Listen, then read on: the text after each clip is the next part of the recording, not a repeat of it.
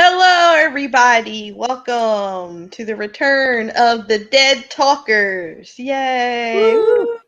Woo. I have with me Mr. T. Go ahead and introduce yourself. Hey, fools, Mr. T. Glad to be back. Yes, and I am Vicky from fangirlreview.com. And we just had the first episode of season 6 premiere this past Sunday of The Walking Dead episode. Was it First Time Again? Yeah, first time again, yeah. First time again. Okay. So, Mrs. T, what did you think about the black and white flashbacks and the color present setup? I was completely thrown off until I figured out what they were doing. And I was like, oh, this is cool. I get it. Like, I was like, what is with the black and white? They're trying to do some artsy fartsy stuff again? And then I realized it was obviously stuff that happened already. And they were just using that visual cue to let you know. So I thought that was cool. Yeah, I did enjoy that. Just seeing the black and white automatically made me think of the comic. And I Right. was like, oh, yay, black and white. Yeah, I didn't even think about that. Yeah, cool. Yeah, good call. So I did enjoy that, and it made it very distinct what was past, what was present. So you knew. Yeah. Although I will say, like, I don't know, I'm a stickler, so I probably see these things that nobody else see. I will say the black and white wasn't completely black and white. Some of it had a little flesh tone in it. Yes. If you like at least the earlier scenes, I don't think I recognized them in the later black and white stuff. But it seemed like it was trying to be color, but it wasn't. I don't know. It was a little weird for It me, was but black and white-ish. yeah, it was like kind of weird. I didn't know if they were trying to do that or what, but Well, they're just playing around with it. yeah. Like y'all understand what we trying to do. Yeah, Be all right now. I kept expecting like the black and white to turn to color because it looked like it was about to. I don't know. Or pull like a the portrait of Dorian Gray, and out of Yeah, nowhere, like the black and white go bam, color, death, destruction. yeah, That actually would have been cool that if would have they been kind did of cool. that. Yeah, they went from black and white to like maybe the last scene, and then the last black and white scene went into like present. That would have been Yeah. kind of cool. But it was cool the way it was. I liked it. Mm-hmm. Um, what did you think about the overall plan? Um, I was so confused by it. Like, at first anyway, I think it started to make sense to me. I guess that was, kind of the way they wanted to give it to you. Um, so I'm gonna ask you because I didn't even watch, like, I usually watch Talking Dead later to get all the extra details I probably missed. So basically, these people or these zombies were trapped in this area. I guess there was some kind of a standoff, or they blocked them off from getting through somehow. Yeah, it looks And like so, somebody, I guess, decided that would be the best place to block off right, the zombies by putting 4 tractor trailers hmm, to block their ability to climb out. yeah, And then how the rock quarry was set up, hearing the noise of the zombies would attract more zombies. right. And they just So fell in there. they'll fall in there, and then they're stuck. They can't Right. get back It's pretty smart. It's pretty cool. I like that. So that's what I was trying to figure out. I was going basically through the whole episode trying to figure that out. Is that what that was? And then I'm not so sure about that plan though.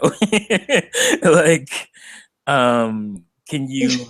find some explosives or something? And I don't know, there's got to be like some kind of what do you call those military stores or whatever. You can come upon and hook up something. Yeah, I mean, homemade bombs are Yeah, or homemade named bombs, that right? for a reason. That Right. you need fertilizer. Like, Yeah, there's yeah, only yeah. there's Somebody only could a have few figured things that you out. need, and you can make a bomb yourself. Yeah, But I mean, I kind of understood what Carter was trying to say. Like, why don't we just reinforce it? Which yeah, makes sense. Obviously, the trucks. Yeah, I agree that the trucks aren't a permanent thing, no, and especially the trucks at the top, they obviously can easily fall. So right. I agree. Yeah, why We not might need to like do something else. yeah, why not like try to at least destroy that area of it where the trucks are like behind the trucks, and or put more cars or something in there. to reinforce. I think Yeah. I think he had a better idea than doing the whole Pied Piper or what a Peter Piper follow the guy with the flute Hmm. kind of deal that we got. So Yeah, I agree because there was so much potential for yeah, stuff to go wrong. was his Which name Peter? The the guy you were talking about, no Carter. Carter, right? Yes, I kept calling him "Can't Hardly Wait" because that's the dude exactly from right. That's "Can't like, Hardly Wait," and and then then he was from Empire Records. yeah, he's from Empire Records too. But I just mostly remember him from that movie. Can't Hardly Wait. I was like, that's that dude from Can't. So I kept calling him that to myself anyway while I was watching it. So it's kind of funny. But so the whole time Carter throughout the episode is against Rick's plan, and then Hmm. he's getting everybody else to kind of agree with him, like we need to take him out, blah blah blah. And then Eugene's like, I'm like, well, Eugene, if you can hear him say this, why are you keep Fumbling walking and forward? bumbling. You have no stealth. All you do is back out. Yeah, Like, were you gonna? If you looked around the corner, somebody would saw your face anyway. So I don't understand right. why. What? You're an idiot. You should have been killed, and I would have been okay Yeah. with that because you deserved it in that moment. Oh man, I actually had a bigger problem with and I liked the episode overall. I really liked it. I thought it was a good opening, a good episode to bring bring the show back. But yeah, it was little stuff that kind of annoyed me. Like the thing I think annoyed me the most was that the Carter guy, had no problem thinking about taking out Rick. Rick of all Mm-hmm. people, but he couldn't handle that zombie when it came at him. And I'm like, really? Like you're gonna take out Rick, who is a lot more savvy than these walkers, but you can't handle a walker. So I was just kind of, I was like, well, okay, I guess Yeah. I'll just walk with that. And then he proceeds to scream and Oh freak yeah, freak out, out, just fall apart. attracting the zombies off the road. I'm like, I Yeah, understand that you did get your face bitten, but yeah. I dude, really don't like, have a. I can't say that I have a problem with him screaming because I was screaming sitting on my couch when he got bit in the face. I was like, like bite your hand, like you like. yeah. Well, he's done. Like, I think I wouldn't even care about anybody else if I got bit. I'd be like, y'all going to do what y'all got to do. I'm I'm gonna screaming. scream. I don't care. Whatever. Hurts, man. I know I'm becoming a zombie no matter what. Right. So okay, so let's talk about it. Let's talk about it. How Morgan has replaced Michonne as the magical Negro. Let's let's talk about it. We need to talk Did about you it. I did notice find that? a cool magical Negro T-shirt, and I will be buying it. Mm. Can't wait. It was a little expensive, so I couldn't buy it right away. But I'm going to be buying my little magical Negro T-shirt, and it says, "I am not your magical Negro. Knowing me does not make you cool." So I can't wait to buy it. So I mean, Let we basically have two of the Negro Mutant Ninja Turtles. We got Donatello being Morgan, and we have Michonne as Leonardo. So all we need somebody exactly. with we need a brother with nunchucks and a brother with some ninja size, and we good. But Oh, yeah, it just go ahead. like, don't get me wrong. Like, I enjoy Morgan. Like, I think and I like that they're making him stronger, more stable. Because in the comic, he's a nut job, Mm, not right in the head. He's just kind of there and wily and crazy. mm, In this, he's definitely stronger, maybe a little too zen for me, he's quite but zen. but he calls like he sees it. Like he called out Carol. Like, I know that the personality that you're trying to sell me right now is not who you are. He wasn't falling for that. He was like, "Are you a cop?" Or who? Okay. Mm. She But still tried to play it off though. yeah, she's still holding on to it. Like, what are you talking about? Like, come on. You're not Susie Homemaker, Carol. I know better.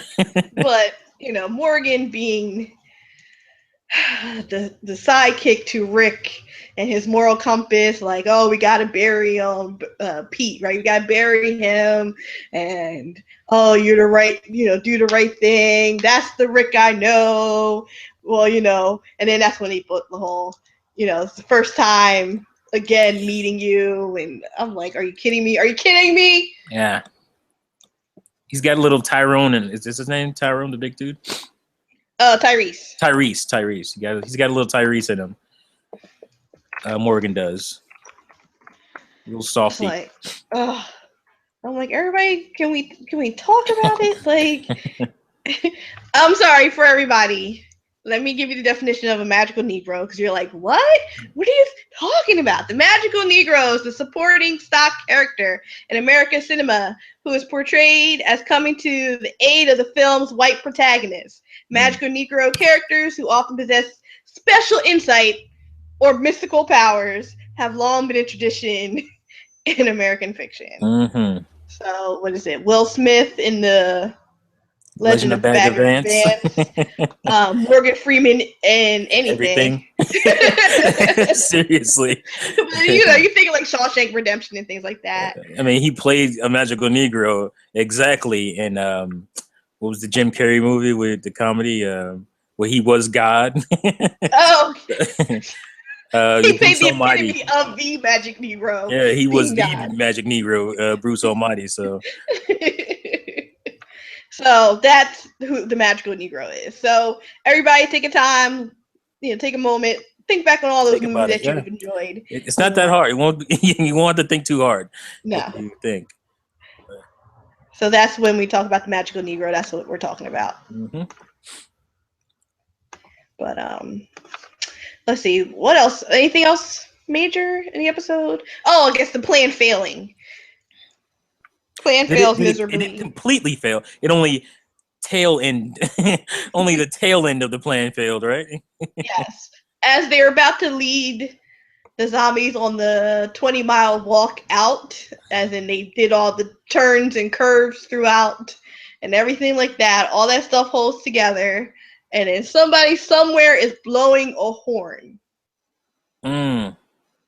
And that draws the zombies off of the path that they were almost done with.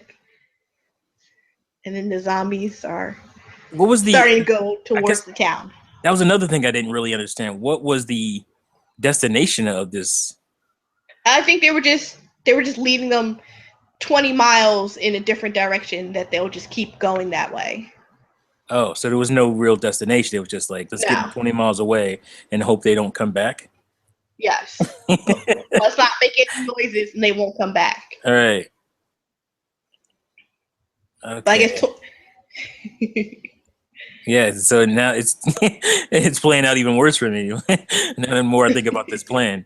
Well, yeah, I mean, that's what they said. I mean, 20 miles in theory is a distance, but 20 miles isn't really that far. No, not especially for walkers. That's all they do is walk. Yeah, and they don't get tired like a human would. When like, oh, I got. Even then, 20 miles. I do that when I'm in Vegas in one day, and I'm fine. I'm moving, and I'm in the sun. I mean, yes, I'm drinking, and I'm gambling, so I got a motivation. But I do the 20 miles, and I don't even feel it. And then, that's nothing. So you do that. How is like gathering a bunch of gasoline and setting a fire trap in that quarry or whatever it is, not a better idea than sending these zombies on a trek? It was almost like Moses leading the Israelites for 40 years through the desert. The problem is they parted the Red Sea, but they didn't cross it in time. Exactly. And the water came back. They parted the Red Sea so they can get out and come. Yeah. Like, that didn't make, I still enjoyed the episode, though. But the more I think about the plan, the more you point out this stuff, it's like, oh, okay, that was kind of stupid. That was stupid, yeah. So, Can't hardly wait was correct. He did, though, so he ain't got to worry about watching the Right, poor guy. So I'm sorry. So the horn is blown somewhere, And now the zombies are headed back to Alexandria. So here's the $20 million question. Who is blowing the horn? I think I know, but I'm not sure. But I think I know. Because people have been speculating. Who do you think it is? I think it's those same exiled weirdos who are like doing weird stuff to zombies in the woods. The wolves? Yeah. Yeah, so a lot of people say the wolves. Some people say the punk teen kid was Ron, right? Some He's people good. say it's Father Gabriel because he's um, cuckoo for Cocoa Puffs. And Yeah. he'll be like, oh, this is a way to cleanse the town and show people that Rick is horrible, which Yeah. I could see his crazy self doing. You know what? I think we're all wrong. Yeah, I also agree. Anybody that we think it is not. I actually think, and I kind of thought that I just remembered that I thought this. I actually think it's some kind of community warning system that just went awry, like a Oh. hurricane's coming, kind of tornado Mm-hmm. warning type of deal. Because I mean, this is a closed community, and I think Yes. that would be a warning system for the community. And I just think it went haywire or something. I think it's going to be something that simple. I hope so. That would be cool if it was Yeah, that instead of it actually being a person doing that. yeah, Because I don't want it to be anybody that we think is going to be. yeah. I don't want it to be either. I think that will actually be probably the better way to go. Is have it be some kind of haywire, because So because of that, it's not going to be any of that. It's going to be the wolves. It's going to be predictable and right. Just because I thought of that, that's probably what's going to be. that's what it's going to be. It's going to be the wolves, Yeah, which will suck. yeah. Well, I kind of like them, kind of out there doing crazy stuff, and you don't really get to see them yet. They should go a little bit further with that, I think. I agree. I agree. So I think that's all the major Oh, there's things happening. one more thing I Oh, want to touch on. Maybe the I don't again I'm so terrible with names. But the basically the lady that Rick killed her husband, oh, is Deanna. it Deanna, right? Um, their whole kind of coming together moment. You want to talk about that maybe real quick? Oh yeah. So season 5 ended with the gunshot, and then Morgan turned up like Rick, magical Negro inserted here.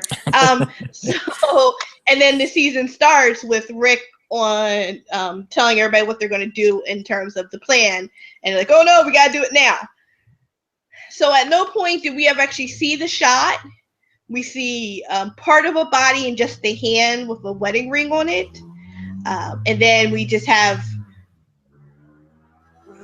Rick as they're about to, I guess, Father Gabriel and the other guy are digging 2 graves. Mm-hmm.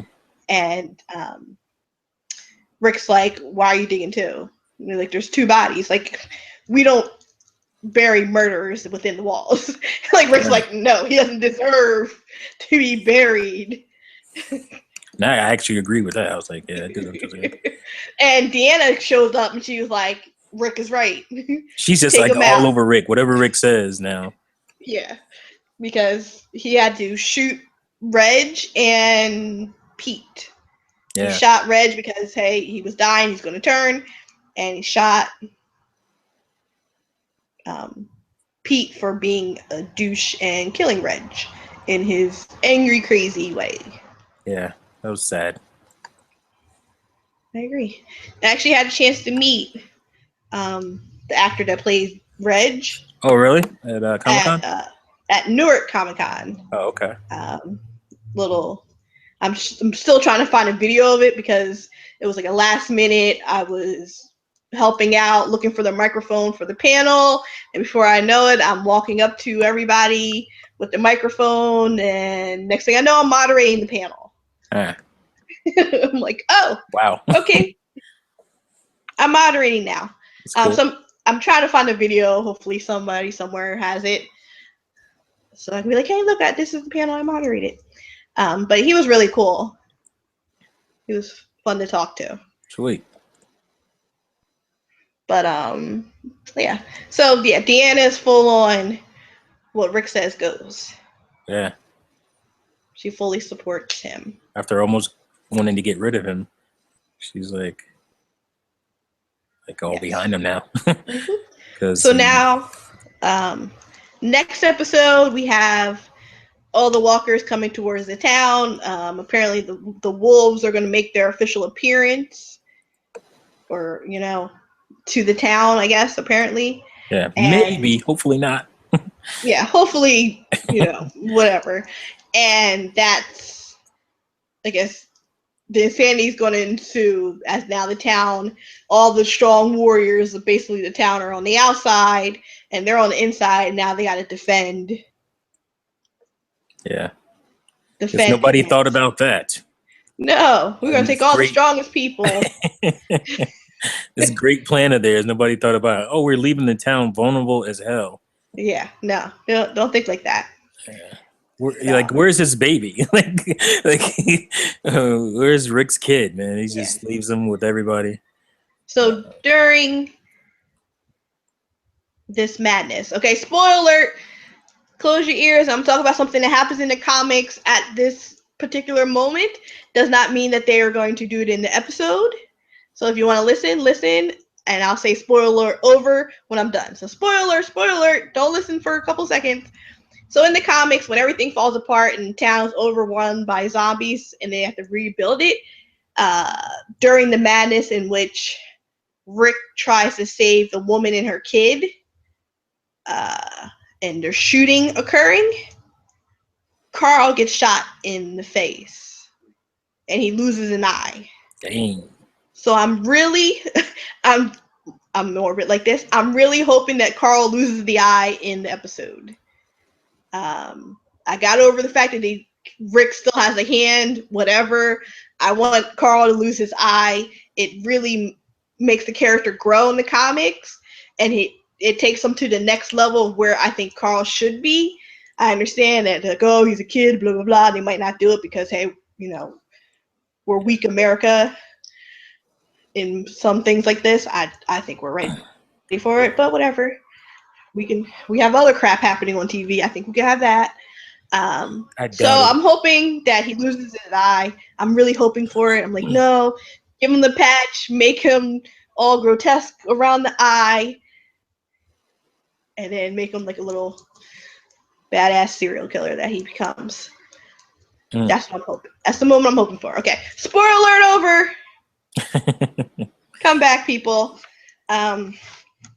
Okay, so last thing, and then we're gonna be done.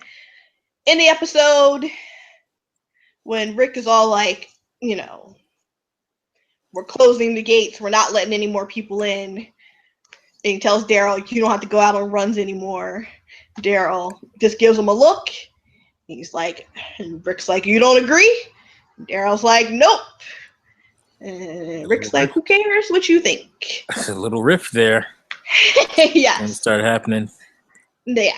Also, we are now in season 6. And as at the Vampire Diaries convention, Ian, who plays Damon, why he was telling all of us this, especially little 12-year-old girls who aren't quite understanding because you're going too deep for them, he was stressing how most contracts for actors are about 6 years. Mm-hmm. And at the 6-year mark, you renegotiate or shows end. Yep. So we just had this little rift between Daryl and Rick. And there's all the shirts saying, if Daryl dies, we riot. It's now coming on to the 6th year. This is it, people. Get ready to riot. Also know that Norman Reedus has a few movies coming out very soon. So he's going to have to start doing all the press for them. So get ready, people. Get ready. Either he dies or he gets on his bike and he rides off into the sunset and we just don't see him. Not to say that we won't see him pop back up maybe some other time. Maybe they'll leave it open for him. It's the 6th year. The contracts are expiring. I don't think Norman Reedus is coming back. He's a movie guy. His movies are coming out soon. You can look up in his IMDb. I saw a couple trailers already. It's there. You guys got to get ready for it. Work it out. Pray on it.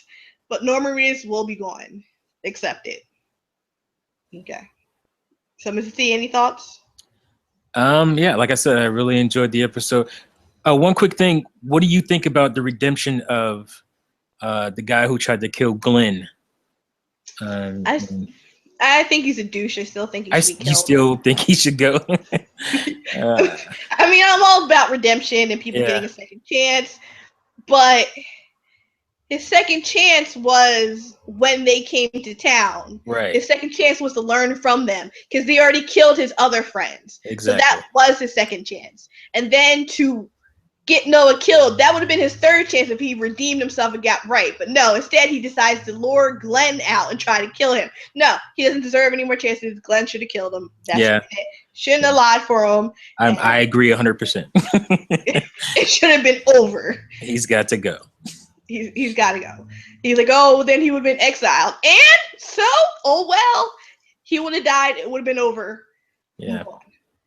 You can't have somebody like that in your town. He should have got bit in the face and Can't Hardly Wait should still be in the show. Yes, I would have been okay with that. Yeah. Okay.